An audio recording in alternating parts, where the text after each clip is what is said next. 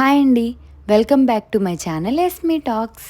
నేను రీసెంట్గా సీడ్స్తో ఒక లడ్డు ట్రై చేశాను. అదైతే చాలా బాగా వచ్చింది. సో ఐ థాట్ మీ అందరికీ షేర్ చేయాలి అని.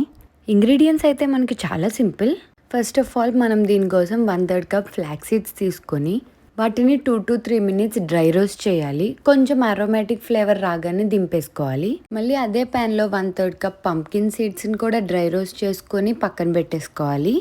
తర్వాత అలాగే 1/3 కప్ సన్ఫ్లవర్ సీడ్స్ని కూడా డ్రై రోస్ట్ చేసుకుని పక్కన పెట్టేసుకోవాలి.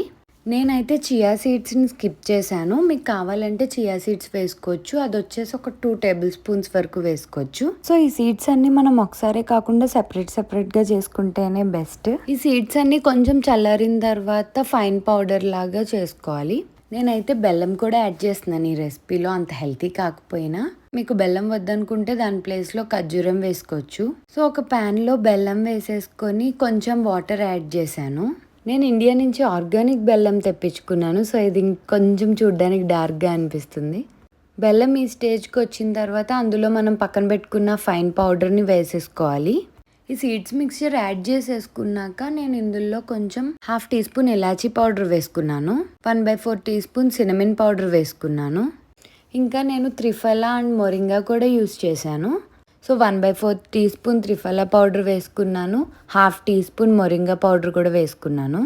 ఇవే వేసుకోవాలని ఏం కాదు, మీకు కావాలంటే వేరేవి కూడా వేసుకోవచ్చు. లైక్ అశ్వగంధ వేసుకోవచ్చు, శాతవారి ఇంకా అలాంటివి కూడా వేసుకోవచ్చు. మీకు వద్దనుకుంటే ఈ పౌడర్ స్కిప్ కూడా చేసేయచ్చు. ఇదేమంత నెసరీ కాదు, బట్ నేను యాడ్ చేసుకున్నాను.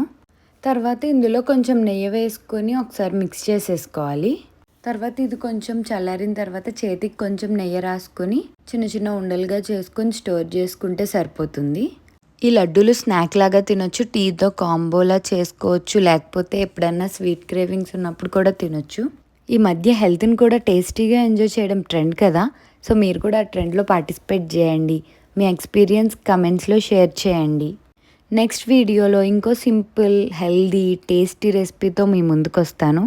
అంటిల్ దెన్ లడ్డు తింటూ చిల్ అవ్వండి. మీకు కనుక ఈ వీడియో నచ్చినట్లయితే ప్లీజ్ లైక్ చేసి, షేర్ చేసి, సబ్స్క్రైబ్ చేయడం మాత్రం మర్చిపోకండి. Thanks for watching the video.